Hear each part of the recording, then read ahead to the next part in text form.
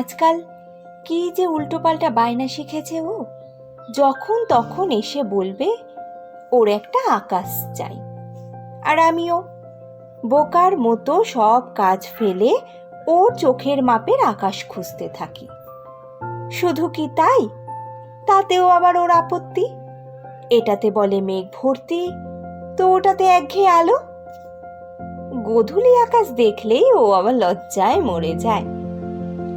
আমার হয়েছে জ্বালা, মেঘ থাকবে না, রোদ থাকবে না, এমন একটা আকাশ আমি কোত্থেকে খুঁজে আনবো?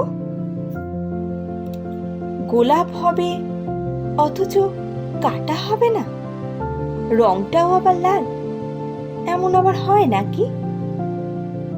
একটা কথা আমি কিছুতেই বুঝতে পারি না, ভালোবাসা বুকে এসে বসলেই মানুষ কেন পাখি হতে চায়?